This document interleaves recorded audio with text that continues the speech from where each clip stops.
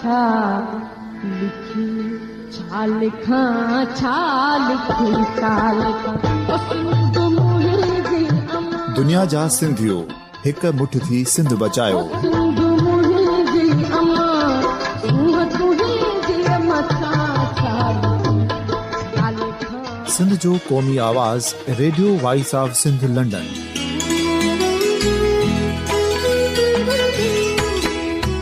Radio voice of Sindh London पंहिंजी नशरियात में सिंध जी सियासत, समाज, इक़्तिसादियात, तारीख़, क़ौमी उमंगुनि ऐं अख़लाक़ियात मुतलिक़ सिंध जी हक़ीक़ी तर्जुमानी कंदे प्रोग्रामनि खे असराइतो बणाइण लाइ सिंध जे घण घुरनि ऐं धरतीअ सां प्यार कंदड़ अदीबनि, दानिशवरनि, सहाफ़ियुनि, उस्तादनि, वकीलनि ऐं हर तबिके जे मान वारनि सजणनि खे सिंध में शऊरी इनकलाब लाइ सहकार जो सॾु ॾियूं था। अचो त गॾिजी सूफ़ियुनि ऐं संतनि वारी सिंध जो ओज हिक मुठ थी वरी वापसि आणण वारे सफ़र जा साथारी बणिजऊं।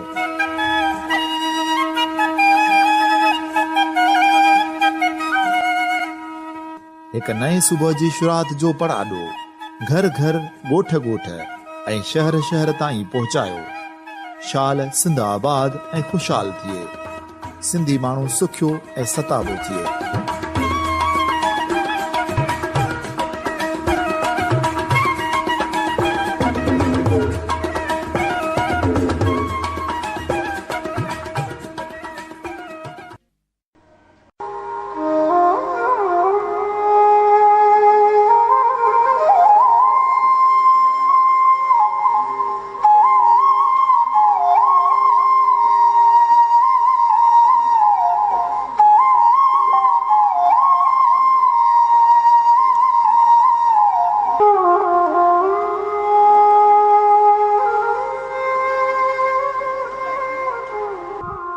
सॼी दुनिया में मौजूदु सिंध जा आशिको radio voice of Sindh London तां आऊं आहियां तव्हांजो पंहिंजो मशकूर फलकारो सलाम क़बूल कंदा।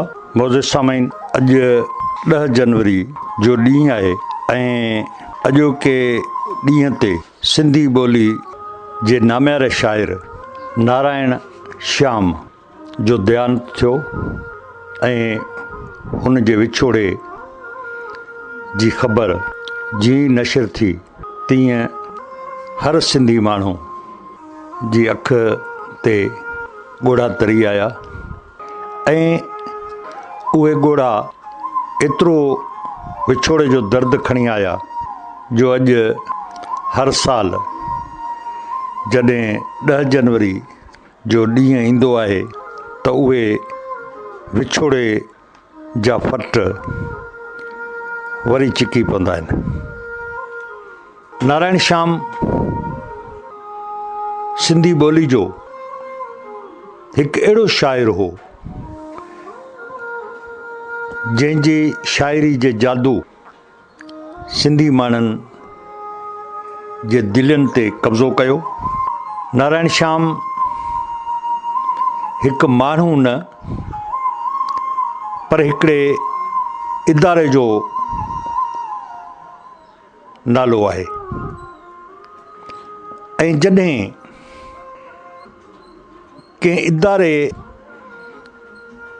जो विछोड़ो थींदो आहे त उहो दर्द क़ौमूं सदियनि ताईं महसूसु कंदियूं आहिनि।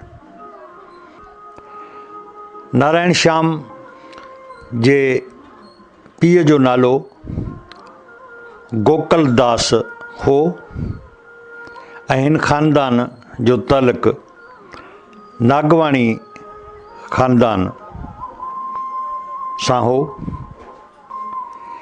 ऐं गोकल दास नागवाणी जे घर में 22 जुलाई 1922 ईस्वीअ ते ॻोठ खाई कासम, ज़िलो नौशहरो फिरोज़ सिंध में हिकु नंढड़े बालिक नारायण जनम वरितो जेको अॻिते हली श्याम थी वियो। नारायण श्याम जो बचपन संदसि ॼम वारे ॻोठ खाई कासम में गुज़रियो।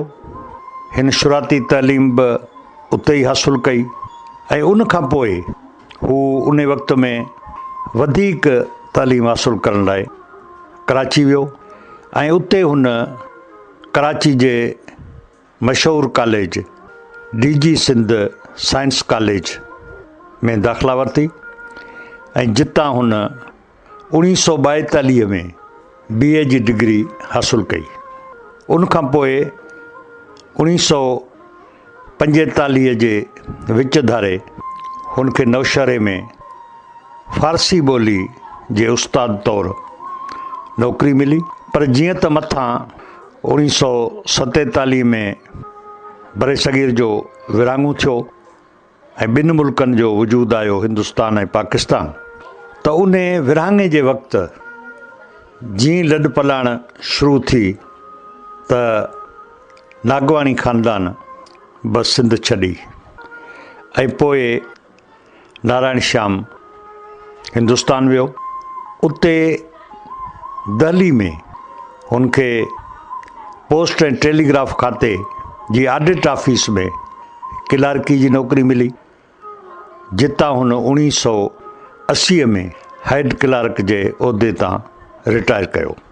असां जेकॾहिं सिंधी अदब जी तारीख़ ते नज़र विझंदासीं त सिंधी अदब जो हिकिड़ो त क्लासिकल दौरु आहे जंहिंमें असांजा गीत आहिनि, लोकगीत आहिनि, जमाला आहिनि, मुख़्तलिफ़ रस्मनि जा गीत आहिनि, विछोड़े जा गीत आहिनि, मेलाप जा गीत आहिनि ऐं उन खां पोइ वरी उन वक़्त जा जेके मदरसा या तालीमी जेके दर्सगाहूं हुयूं उन्हनि में शाइरी में अलफ़ अशबाह ते बि मज़हबी किताब लिखिया विया या अख़लाक़ियात ते किताब लिखिया विया, जीअं उन्हनि किताबनि जे ज़रिए सिंध में माण्हू जो जेको किरदारु आहे उन किरदार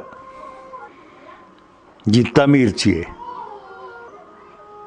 उन ज़माने में किशन चंद बेवस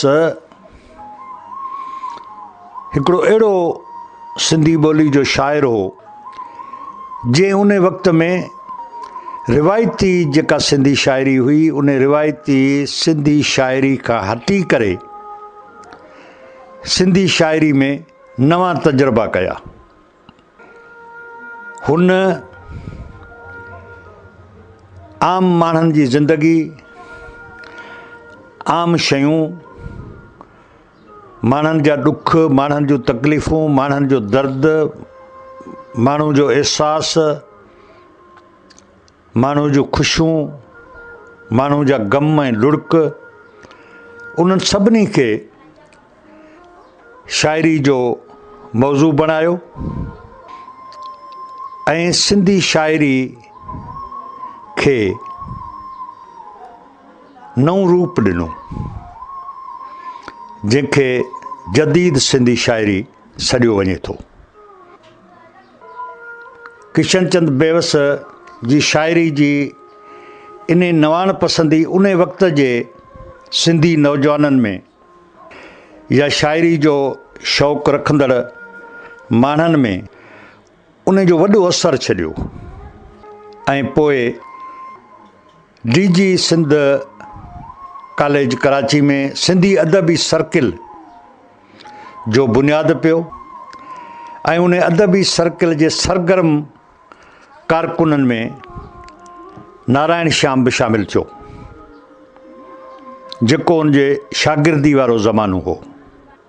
उन ज़माने में यानी विरहाङे खां अॻु वारे ज़माने में, वेझड़ाई वारे ज़माने में नारायण श्याम सां गॾु शेख अयाज़, हरी दिलगीर, शेख राज़ उन सिंधी अदबी सर्किल मंझां जदीद सिंधी शाइरी जो बुनियादु विधो ऐं हिननि सिंधी शाइरी खे नयनि सिन्फ़नि जेके अंग्रेज़ी अदब मां आयल हुयूं उन्हनि खे बि सिंधी शाइरी में मुतारिफ़ करायो। जी मिसाल तौरु अॻु में सिंधी ॿोली में काफ़ियूं लिखियूं वेंदियूं हुयूं, वायूं लिखियूं वेंदियूं हुयूं,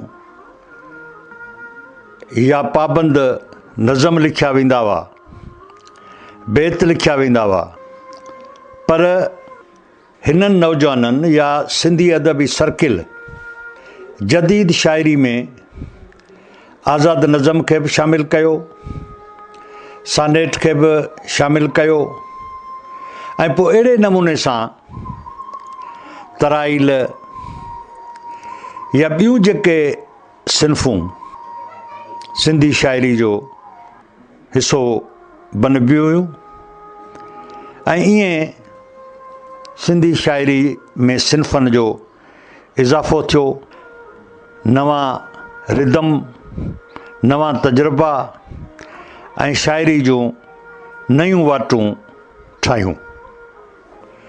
पर जीअं त मथां विरहाङे हिकु वॾो विछोड़ो विधो ऐं नारायण श्याम जॾहिं हितां वियो पिए त उन वक़्तु संदसि सिंध जे दोस्तनि जंहिंमें शेख अयाज़ बि शामिलु हो, उन्हनि खांसि रोंदे मोकिलायो ऐं शेख अयाज़ त खेसि सामूंडी जहाज़ ते चाढ़े रवानो करण लाइ बंदरगाह ताईं रोंदो आयो।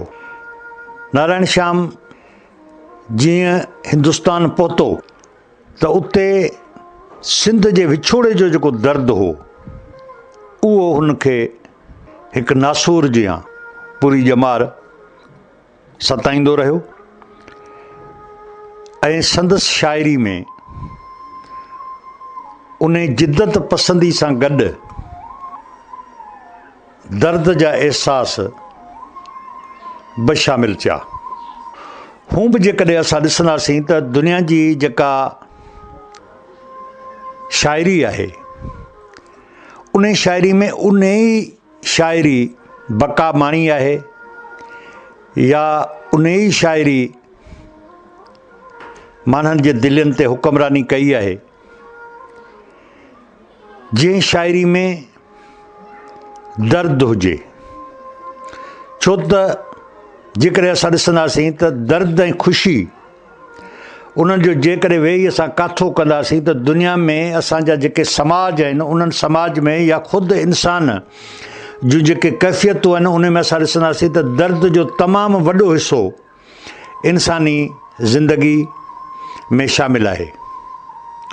उन करे जेके बि शाइर दर्द जा सौदागर रहिया आहिनि या जिन शाइरनि जी शाइरी में दर्द छुलकंदे नज़र आयो आहे उहे ई शाइर दुनिया जा वॾा शाइर थिया आहिनि। माण्हुनि उन्हनि खे पसंदि कयो आहे, हुननि जी शाइरी माण्हुनि जे दिलनि ते हुक्मरानी कई आहे। ॻाल्हि था कनि हिकिड़े दफ़े शाह लतीफ़ उन वक़्त जे कंहिं बुज़ुर्ग शाइर सां मिलियो ऐं उनखे जॾहिं हुन पंहिंजी शाइरी ॿुधाई त उन बुज़ुर्ग यकदमि उथी शाह लतीफ़ खे भाकर विधा, जेको अञा नौजवान हो उनखे भाकर विधा ऐं उनखे निरड़ ते चुमी ॾेई चयो त पुटु तूं सिंधी ॿोली जो तमामु वॾो शाइर थींदे ऐं तोखे दुनिया वाह वाह कंदी। त शाह लतीफ़ उन बुज़ुर्ग खां हैरान थी पुछो त बाबा इहो कीअं?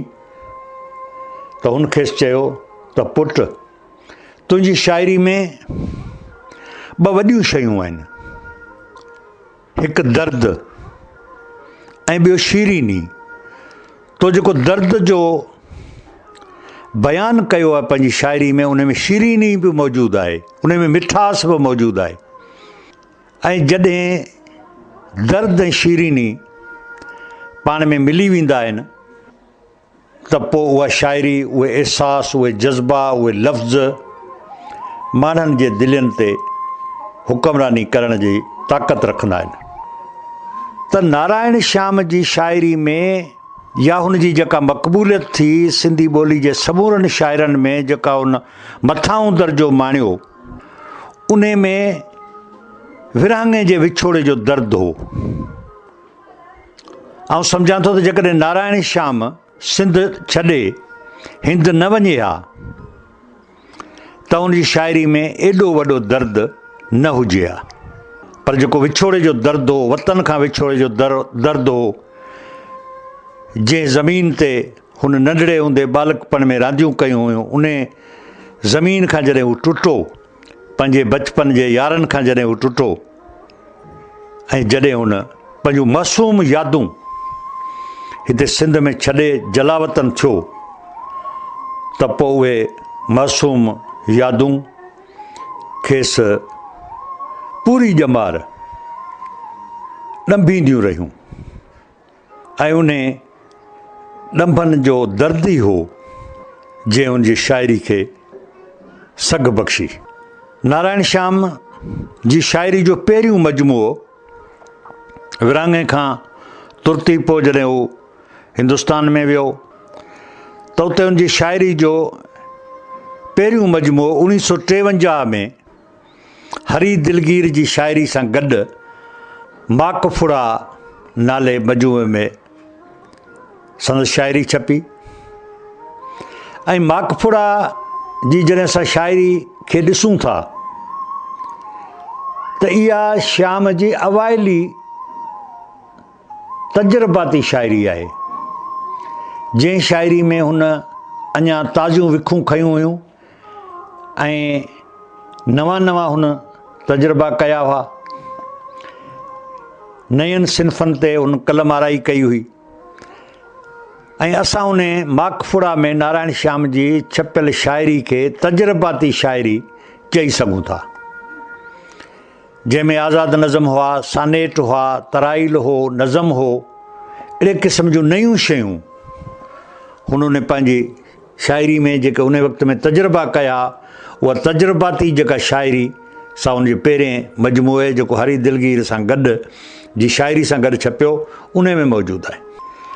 ऐं उन वक़्त जे शाइरनि संदसि उन तजुर्बे खे सारायो ऐं उन खां पोइ श्याम जी शाइरी जो ॿियो मजमूओ पंखड़ियूं जे नाले सां 1955 में छपियो, जंहिंमें संदसि 1953 खां पोइ जी शाइरी 55 ताईं 54 ताईं जेका संदसि शाइरी हुई, उहा उन शाइरी उन में शामिल आहे।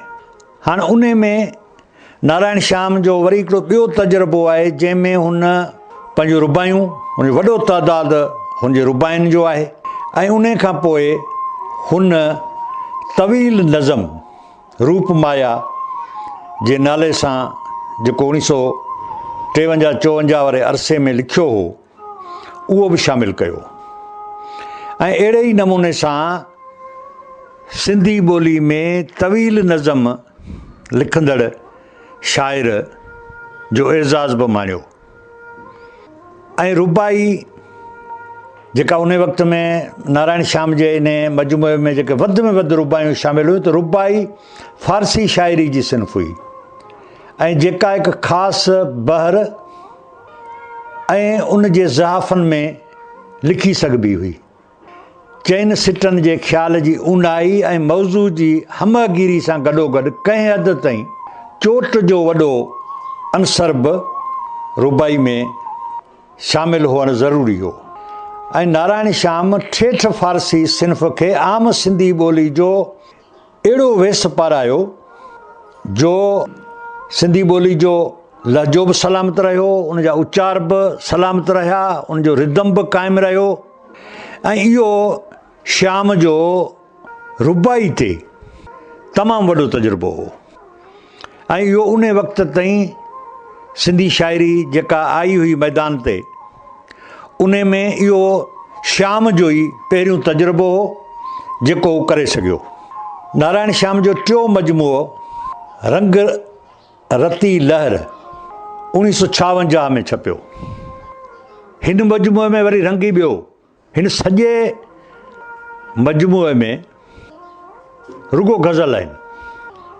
इन ते वरी नारायण गज़लनि ते तजुर्बो कयो, यानी शुरूआत हुन जी जेका थी उहा नज़मनि खां शुरू थी, उन खां पोइ वरी रुबायूं, ऐं उन खां पोइ वरी गज़ल, ऐं उन खां पोइ रंग रती लहर खां पोइ वारी भरियो पलांद 1968 में, आछींदे लजमरा 1972 में, महकी वियल सुबुह 1983 में, जेके अञा मजमूआ आया उहे सभु गज़लनि ते मुश्तमिल आहिनि। ऐं वरी 1962 में हिन जो जेको मजमूओ आयो रोशन छांवरो, उन में गॾियल शाइरी आहे, पर उन में बि गज़लनि जो तइदादु तमामु वधीक आहे। रोशन छांवरे में वरी गज़लनि सां गॾु दोहा बि आहिनि, सोरठा बि आहिनि, तराइल बि आहिनि। इते वरी असां ॾिसूं था त हिन जे शाइरी जे बेचैन रूह खे किथे बि को ब्रेक कोन लॻो। हू मुख़्तलिफ़ तजुर्बा कंदो रहियो। वॾे तइदाद में गज़ल लिखण खां पोइ वरी रोशन छांवरो में हू दोहा बि लिखे थो, सोरठा बि लिखे थो, तराइल बि लिखे थो। ऐं वरी माक भिना राबेल जेको 1964 में संस किताब छपियो, उन में वायूं हाइका उहे लिखे थो। ऐं उते वरी हाइके खे जंहिंखे टेड़ू बि सॾियो वञे थो, या काफ़ी शाइरनि उनखे टेड़ू बि सॾियो आहे, पर श्याम हुनखे जेको नालो ॾिनूं सो ॾिनूं तस्वीरूं। हाणे दोहा, सोरठा, बैत, रुबायूं, नज़म सभु रोशन छांवरे में जेके शामिल आहिनि, उन्हनि खे जेकॾहिं असां ॾिसूं था त उन्हनि ख़ुदि उन्हनि मुख़्तलिफ़ सिन्फ़नि में, दोहनि में बि उन मुख़्तलिफ़ तजुर्बा कया आहिनि, सोरठनि में बि उन मुख़्तलिफ़ तजुर्बा कया आहिनि, तराइल में बि उन मुख़्तलिफ़ तजुर्बा कया आहिनि। त ईअं हुनजी सॼी जेका शाइरी आहे उहा असां ॾिसंदासीं त हुन बेचैन एहसासनि में लिखी आहे। पर इहा हिकिड़ी हक़ीक़त आहे त नारायण जी शाइरी जेका तक़रीबन सभिनी जदीद सिन्फ़नि ते लिखी वई, या उनखे असां ईअं चऊं त जदीद शाइरी जो तमामु वॾो शाइर हो, पर उन सॼी शाइरी ते गज़ल छायल रहियो आहे। गज़लनि जो वॾो तइदादु आहे। ऐं इहा ई ॻाल्हि आहे जो हुन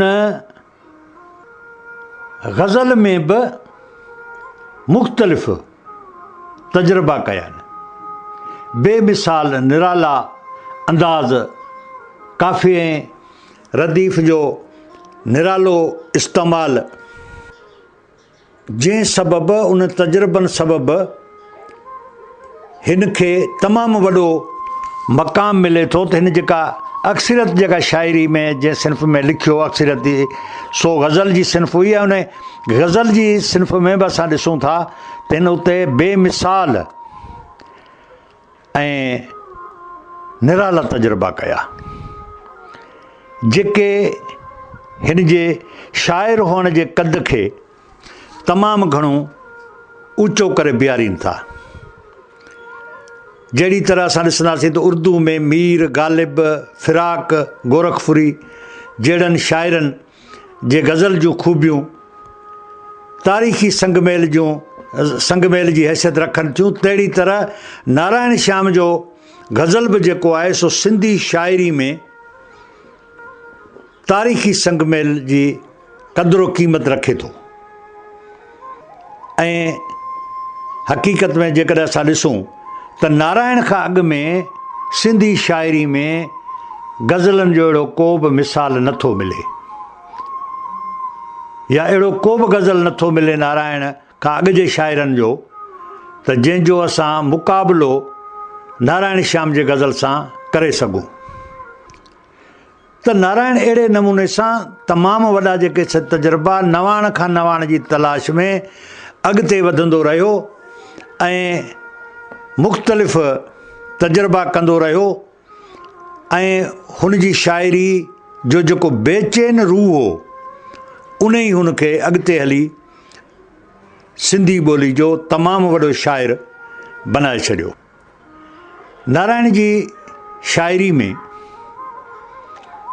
मिसाल तौरु असां वटि जेकॾहिं असां ॾिसंदासीं त गज़ल जे लाइ इहो आम तरह जेको सो चयो वियो त भई गज़ल जेको आहे सा फ़ारसी जी सिन्फ़ आहे, गज़ल लफ़्ज़ जेको सो गज़ाला वा निकितल आहे।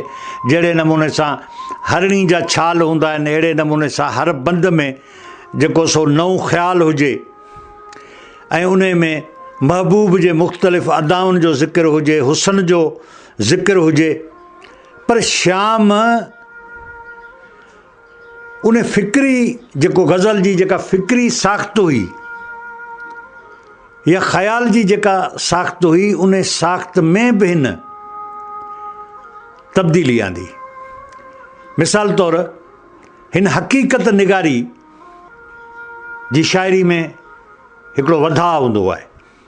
हिन उन वधा खां हटी करे हक़ीक़त निगारी जेका सा हिन पंहिंजे गज़ल में ॾिनी, उन खां पोइ इंसान दोस्ती जा जेके जज़्बा आहिनि उन खे उत्साहिण जी कोशिशि कई। तसबी जेके रवाया आहिनि, मुख़्तलिफ़ मतभेद जा जेके रवाया आहिनि, जेके तबक़ाती बि आहिनि, मज़हबी बि आहिनि, मुख़्तलिफ़ बुनियादनि ते जेको तसबी जेको समाज में तसब पैदा थींदो आहे, उन रवाज खे बि टोड़ियो। हिन क़दीम सूफ़ी बुज़ुर्गनि वांगुरु मज़हबी जेको कट्टरपणु हो उन जे ख़िलाफ़ बि लिखियो। अमुन मोहबत उन जे आला क़दरनि जी शुनास ॾियारी पंहिंजी शाइरी जे ज़रिए। त हाणे हिते असीं ॾिसूं था त नारायण श्याम जॾहिं जदीद शाइर आहे, असां ॾिसूं था त हिकु तरफ़ हू जदीद शाइरी जे बानियनि में शामिलु आहे, न सिर्फ़ु बानियनि में शामिलु आहे पर हुन पूरी ज़िंदगी मुख़्तलिफ़ सिन्फ़नि ते तजुर्बा कया ऐं उहो तजुर्बा कंदे हू उन्हनि खे शाहकार बनाईंदो रहियो। वधि में वधि जेको सो हू कोशिशि करे अॻिते उन्हनि सिन्फ़नि ते तजुर्बा कंदो रहियो। पर उन सां गॾु असां ॾिसूं था त जेको सिंध जो क़दीम जेको तसफ़ जो जेको रूह हो, या ईअं खणी चइजे त पैगाम सिंध जो जेको नज़रियो हो, जंहिंमें बेतसबी हुई, जंहिंमें तसब जे ख़िलाफ़ असांजे सूफ़ी बुज़ुर्गनि पैगाम ॾिनो, अमुन जो पैगाम ॾिनो, मोहबत जो पैगाम ॾिनो, इंसानियत जो पैगाम ॾिनो। त उहे समूरा जेके पैगाम सिंध जा जेके सिलसिला हुआ या जेके क़ाइदा हुआ या जेके ॻाल्हियूं हुयूं, उन्हनि सभिनी खे हिन पंहिंजी शाइरी में जॻह ॾिनी। न सिर्फ़ु जॻह ॾिनी पर नवनि तजुर्बनि, नवनि सिन्फ़नि में उन्हनि खे आणे ऐं उते बि उन्हनि खे उन सघारे अंदाज़ में पेश कयो। नारायण जी जेका शाइरी आहे उन में जंग खां नफ़रत जा तमामु घणा जेके से चिटा ऐं पधरा सबूत हुन पंहिंजी शाइरी में ॾिना। नारायण जंग, जदल, तसब इन्हनि सभिनी शयुनि खां समाज खे परे करे जेको क़दीम सिंधी समाज जेको हो, उन समाज जे क़दरनि खे मथे उभारण लाइ हिन पंहिंजी शाइरी में उन्हनि शयुनि खे जॻह ॾिनी। नारायण जो को हिकिड़ो गज़ल बि अहिड़ो नथो मिले जंहिंमें माहौल सिंधी माहौल न हुजे। मिसाल तौरु असां वटि काफ़ी जेके से गज़ल आहिनि जंहिंमें असां ॾिसूं था त उन्हनि ते ॿियनि माहौलनि जो असरु आहे। इन गज़लनि में ईरान जी जामो मैना बि आहे त किथे वरी अरबन जी शम्सो कमर बि आहे। पर नारायण श्याम जो जेको गज़ल आहे उन में को बि हिकिड़ो गज़ल बि अहिड़ो असांखे नथो मिले जंहिंमें को ओतिरो माहौल हुजे। हुन जे हर गज़ल में सिंध जो माहौल आहे। हुन सिंध जे माहौल खे हितां वतन वञण खां पोइ बि कोन विसारे सघियो। जॾहिं हिंदुस्तान वियो त हिंदुस्तान जे जेके समाज जा जेके माहौल हुआ उन्हनि जा असर असांखे नारायण श्याम जी शाइरी में नज़र नथा अचनि। हा, दिल्ली शहर जा नज़ारा या उते जेके मुशाहिदा नारायण जेके ॾिठा या जेके कया, उन्हनि किन मुशाहिदनि हुनखे पाण ॾे मुतवजह बि कयो ऐं उन्हनि जो उन शाइरी में ज़िक्र बि कयो आहे। पर श्याम गज़ल जहिड़ी धारी सिन्फ़ में सिंधी लोक कहाणियुनि जा किरदार, सिंध मुतलिक़ पुराणनि यादगिरियुनि जा अक्स अहिड़ी त फ़नकारी सां आंदा जो गज़ल जो रिवायती जेको तग़ज़ुल हो उहो बि ज़ख़्मी न थियो। यानी हिकिड़ी वॾी ख़ूबी आहे त हिकिड़ी धारी सिन्फ़ में को शाइर अचे ऐं उहो उन धारी सिन्फ़ जा समूरा ज़ाब्ता बि क़बूले, पर उन में किरदार, उन में माहौल, उन में ख़्याल अहिड़े नमूने सां, अहिड़ी ख़ूबसूरती जे अंदाज़ सां उन में पेश करे जो उहो गज़ल जो जेके रिवायती जेको गज़लपणो आहे उहो बि ज़ख़्मी न थिए ऐं पंहिंजी ॻाल्हि बि चई वञे। इहो हिन जो वॾो कमाल हो। श्याम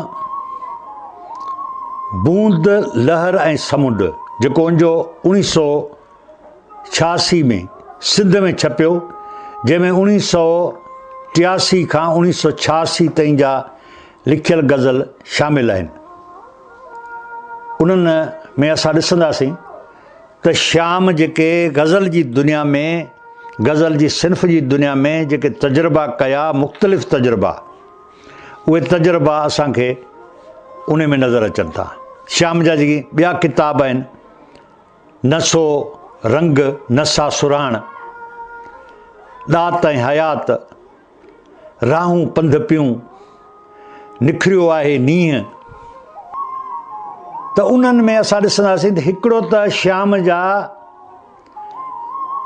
गज़ल, किथे वरी चूंड गज़लनि जा मजमुआ बि हुन जा आया आहिनि ऐं किथे हुन जा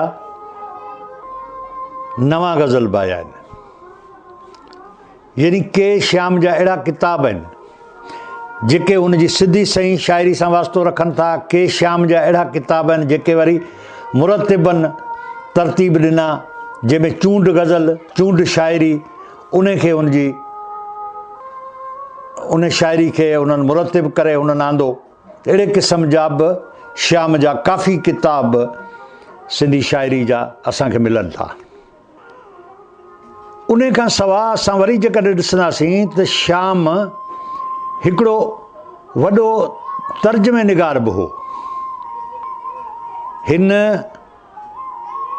जा तर्जुमे जा किताब, जंहिंमें हिकिड़ो किताबु हुनजो प्रभाकर माछवी जे अंग्रेज़ी मोनोग्राम जो तर्जुमो हो कबीर जे नाले सां, जेको 1980 में कयो, ऐं उन खां पोइ वरी ए मुजीब जे अंग्रेज़ी मोनोग्राम जो तर्जुमो ग़ालिब, जेको 1986 में हिन तर्जुमो कयो। त असां ॾिसूं था त नारायण न सिर्फ़ु शाइर हो, पर हू ॿोलियुनि जो माहिर बि हो, अंग्रेज़ी जो माहिर बि हो। जीअं अंग्रेज़ी किताबनि जा जॾहिं तर्जुमा नारायण जा असीं जॾहिं पढ़ूं था, तॾहिं असांखे इहो महसूसु थो थिए त जहिड़ा कर इहे सिंधी में लिखियलु हुजनि, त उहो सुठो तर्जुमे निगार बि हो। ऐं नारायण जी श्याम जी जेका शाइरी जी जेका ॿी ख़ासि ख़ूबी आहे, उहा ख़ूबी आहे त असां वटि शाइराणो जेको मिज़ाज आहे, उन मिज़ाज में असां ॾिसूं था त के शाइर जेके आहिनि उन्हनि जी शाइरी जो मिज़ाज जेको आहे सो गरम आहे, ऐं किन शाइरनि जी शाइरी जो मिज़ाज वरी थधो आहे। पर नारायण श्याम सिंधी ॿोली जो हिकिड़ो अहिड़ो सुठो शाइर आहे, अहिड़ो वॾो शाइर आहे,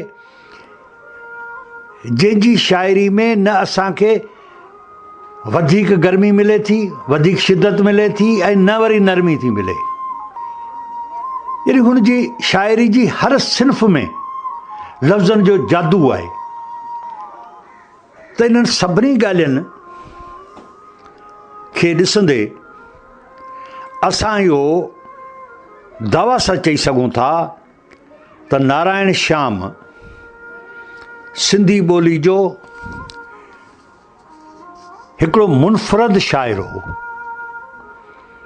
जेको जिद्दत पसंदी सां गॾु क़दीम जेके सिंधी रिवायतूं हुयूं या जेके क़दीम मिज़ाज हुआ या क़दीम जेके ॻाल्हियूं हुयूं या लोक कहाणियुनि जा जेके किरदार हुआ उन्हनि किरदारनि खे बि उन निभायो। यानी क़दीम ऐं जदीद उन्हनि ॿिन्ही शयुनि खे गॾु आणणु, नए रंग में पेश करणु, उन में गर्मी बि न हुजे, सर्दी बि न हुजे, मोतदल अंदाज़ में उहे शयूं पेश करणु ऐं उन में लफ़्ज़नि जो जादू हुजे, त इहे सभु शयूं नारायण श्याम जी शाइरी जी वॾाई आहिनि। ॿी जेका ख़ासि ॻाल्हि नारायण श्याम जी शाइरी में असांखे नज़र थी अचे सा इहा आहे त असां वटि शाइरी में घणो करे असां ॾिसूं था त जॾहिं दर्द जो ज़िक्र थिए थो त उन में माण्हू जो ज़ाती दर्द जेको आहे, माण्हू जा ज़ाती जेके अहसास आहिनि, ज़ाती जेके ॾुख आहिनि, उन ॾुखनि खे उहो पेश कंदो आहे। पर नारायण श्याम जी शाइरी जे दर्द खे असीं जॾहिं ॾिसूं था त उन में बि इज्तमाही दर्द मौजूदु आहे। किथे बि कंहिं बि जॻह ते असांखे इहा शइ नज़र नथी अचे त बसि नारायण रुॻो सिर्फ़ु पंहिंजे ई दर्द जो ज़िक्र कयो आहे, ॿिए जे दर्द खां उहो बेख़बर आहे। यानी हुन पंहिंजे दर्द खे ॿियनि जे दर्द सां मिलाए छॾियो आहे ऐं एतिरो मिलाए छॾियो आहे जो उहे हिकु थी विया आहिनि। ऐं पोइ जॾहिं हुनजी उहा शाइरी ॿुधिजे थी, उन दर्द खे ॿुधिजे थो जेको इज्तमाही दर्द आहे, इनफ़रादी दर्द न आहे, त पोइ उहा शाइरी हर माण्हू जे दर्द जो अहसासु बणिजी थी वञे ऐं जॾहिं उहो माण्हू उहा शाइरी ॿुधे थो तो रोई थो पए। या जेकॾहिं ख़ुशी जो ज़िक्र थो थिए, उहा ख़ुशी जो ज़िक्र बि जेकॾहिं गॾियल ख़ुशी आहे त पोइ इंसानु खिली थो पए। त नारायण खे पढ़ंदड़ जे अहसास जी बि वॾी ॼाण हुई। हू सम्झंदो हो त कहिड़ी शाइरी दिलनि ते हुकूमत करे सघे थी। इन मां इहो थो लॻे त हुन पंहिंजे लाइ न लिखियो, पर हुन पढ़ंदड़नि लाइ लिखियो, हुन ॿुधंदड़नि लाइ लिखियो, हुन समाज लाइ लिखियो। हुन जेका तब्दीली, जेका शइ पाण लाइ चाही थिए उन खां वधि हुन समाज लाइ चाही थिए। ऐं आउं सम्झां थो त कंहिं बि शाइर जी वॾाई जे लाइ इहा ॻाल्हि बि ज़रूरी आहे त हू पाण खां वधीक समाज लाइ सोचे, पाण खां वधीक समाज लाइ घुरे। इहा वॾाई आहे ऐं इहा वॾाई असांखे नारायण श्याम जी शाइरी में नज़र थी अचे। मिसाल तौरु जॾहिं हू हिंदुस्तान में वेही ऐं विरहाङे खां पोइ जेका सिंध में धारियुनि जी जेका यलगार थिए थी त उनजे अंदरि में जेको सूर थो उथे, उन जी इज्तमाही जेका कैफ़ियत आहे, केॾी न हिकिड़ी वॾी कैफ़ियत आहे जो हू बयानु थो करे त अला ईअं न हो जो किताबनि में पढ़िजे त हुई सिंध ऐं सिंध वारनि जी ॿोली। या वरी ॿिए हंधि हू पंहिंजी आप बीती, यानी पंहिंजे दिलि जे अंदरि जो अहसासु आहे। जॾहिं हू उन जो ज़िक्र जो हिकिड़ो अज़ीम मिसाल आहे, ऐं तव्हांजे अॻियां पेश करियां त नारायण श्याम लिखे थो त अॼु शाह जे रिसाले ते नज़रूं खुपी वियूं, अॼु शाह जे रिसाले ते नज़रूं खुपी वियूं, मोटी सजन खां पोइ थिए सिंध ॼण मूं ॾिठी। छा त अहसासु आहे, तूं शाह जे रिसाले खे जॾहिं ॾिसे थो, इहो हुनजो ज़ाती मुशाहिदो आहे, ज़ाती मुतालो आहे। हाणे उनखे हू कीअं थो खणी वञे, इज्तमा ॾे कीअं थो खणी वञे, इनफ़रादियत खे इज्तमा ॾे कीअं थो खणी वञे। हू चए थो त मोटी सजन खां पोइ थिए ॼण सिंध मूं ॾिठी। अॼु शाह जे रिसाले ते नज़रूं खुपी वियूं, मोटी सजन खां पोइ थिए ॼण सिंध मूं ॾिठी।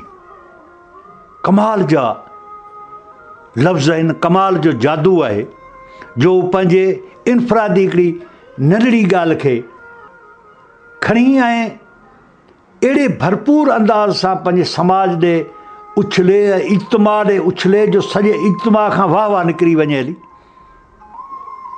या मिसाल तौरु हू जॾहिं क्लेम जो ज़िक्र थो थिए, विरहाङे खां पोइ क्लेम जो जेको आयो त जिन्हनि माण्हुनि विरहाङे खां पोइ पंहिंजा मुल्क छॾिया, हिंदुस्तान वारा हिते आया त हिते उन्हनि खे क्लेम उन जे छॾियल जागीर जे एवज़ या छॾियल प्रॉपर्टी जे एवज़ जेको सो उन्हनि क्लेम कयो त भई असीं हुते हू शइ छॾे आयासीं, हिते असांखे उहा शइ मिलणु खपे, या हितां जे माण्हुनि जॾहिं उते क्लेम ॾिनो त ई उन हिकिड़ो जेको वाक़ियो आहे, उहो जेको दर्द आहे, उन दर्द खे कहिड़े सगारे अंदाज़ में थो पेश करे त छा था पुछो मूंखां इमलाक जो, छा था पुछो मूंखां इमलाक जो, सिंध मुंहिंजी हुई सा मिले मूंखे क्लेम। हू चए थो त तव्हां मूंखे छा ॾींदा, ऐं हेॾी सारी सिंध छॾे आयो आहियां, उहा सिंध मूंखे क्लेम में ॾियो। ऐं सम्झां थो त इते बि हू इहो बि हिकिड़ो दर्द आहे जेको हुनजो पंहिंजो दर्द आहे। इते सभु को माण्हू, हाणे इहा हिकिड़ी अहिड़ी हद आहे जंहिं हद ते हर माण्हू चवंदो आहे त बाबा मूंखे मिले, पर उते बि हू उन शइ खे इतमाद खणी थो वञे त बाबा तव्हां क्लेम जी जॾहिं ॻाल्हि था करियो त आउं त सिंध छॾे आयो आहियां, उहा मूंखे ॾेई सघंदव? त इहा सघ हुई नारायण जी शाइरी में। बहरहाल नारायण श्याम हितां हिंदुस्तान त वियो, पर उते हू जेको दर्द हो वतन जो, या वतन सां जेको लाॻापो हो, या वतन सां जेको उनजो रिश्तो हो, उन रिश्ते खे हू टोड़े न सघियो। ऐं इहा वॾी ॻाल्हि हुई त को माण्हू पंहिंजो वतन छॾे ऐं जॾहिं वञे ऐं पोइ उन रिश्ते खे अहिड़ो सलामत रखे जो फ़िक्री तरह, ज़हनी तरह, पंहिंजे ख़्यालनि में, पंहिंजी शाइरी में, पंहिंजी लिखियत में हू पंहिंजी उन धरतीअ ते हुनजा पेर खुतल हुजनि। हाणे इन मां असां ॾिसूं था नारायण श्याम जी जॾहिं शाइरी पढ़ूं था त असांखे इहो महसूसु थो थिए त नारायण श्याम विरहाङे वक़्तु सिंध खां जिस्मानी जुदाई हुनजी हुई, रूहानी ऐं फ़िक्री तरह उहो सिंध खां धार न थियो हो। हुनजे अक़ीदे जो ईमान ऐं जुज़ जेका हो सा धरती खां जेका जुदाई हुई उहो दर्द हो। नारायण श्याम शेख अयाज़ जो तमामु घणो दोस्त हो, बचपन जो यार हो, गॾु पढ़ंदा हुआ, गॾिजी हुननि सिंधी अदबी तहरीक जी शुरूआति कई, गॾिजी हू जदीद शाइरी में आया। संदन दोस्ती एतिरी हुई जो शेख अयाज़ उनखे पाणी जे जहाज़ ते अलविदा करणु आयो, ऐं जॾहिं 65 में पाक भारत जंग लॻी त शेख अयाज़ नारायण श्याम जेको रिश्तो ॻंढियो हो सिंध सां, फ़िक्री रिश्तो, यानी जिस्मानी तरह उधार थियो, रूहानी तरह उहो सिंध में मौजूदु हो, त उन फ़िक्री रिश्ते जो इहो सबूत आहे जो उन जंग वक़्तु शेख अयाज़ लिखियो ऐं मशहूरु नज़म लिखियो। ही संग्राम साम्हूं आहे नारायण श्याम, हुन जा मुंहिंजा ॿोल बि साॻिया, कौल बि साॻिया, ही कविता जो काक धणी ऐं मुंहिंजा रंग रतोल बि साॻिया, हुन ते कीअं बंदूक खणां मां, हुन खे गोली कीअं हणां मां, हुन खे गोली कीअं हणां मां। इन नज़म जी इशात ते अयाज़ खे घणो कुझु भोगणो पियो, ऐं उन भोगना बाबति अयाज़ चवंदो हो त श्याम ॼण मुंहिंजे वजूद जो हिसो बणिजी चुको आहे। ऐं उन निस्बत सां अयाज़ हिकिड़ो हाइको बि लिखियो, मां बि त आहियां श्याम, मां बि त आहियां श्याम, नारायण तुंहिंजो रुगो नाहे इहो नाम। बहरहाल नारायण श्याम हिकु सिंधी ॿोली जो अहिड़ो वॾो शाइर हो जंहिं शाइर जी जिस्मानी जुदाई त 10 जनवरी 1989 में दिल्ली में थी, पर रूहानी तरह, फ़िक्री तरह, एहसासाती तरह, ख़्यालनि जी उॾाम जे ज़रिए हू अॼु बि सिंध में मौजूदु आहे। न सिर्फ़ु हू सिंध में मौजूदु आहे, पर पूरी दुनिया में जिते बि सिंधी रहनि था, उन सॼी दुनिया में हू मौजूदु आहे। नारायण श्याम हिकिड़ो अहिड़ो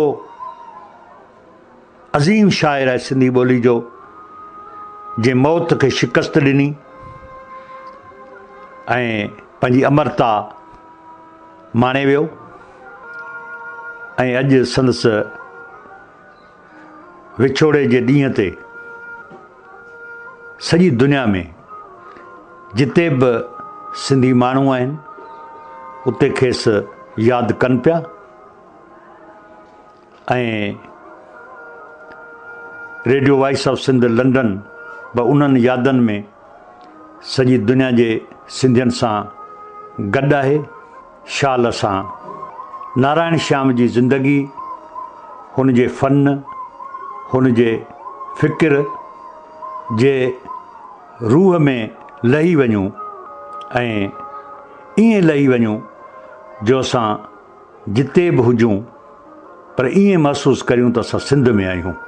इन्हनि ख़्यालनि सां पंहिंजे मेज़बान मशकूर फलकारे खे इजाज़त ॾींदा, सदाईं गॾु, यार ज़िंदा सोबत बाक़ी।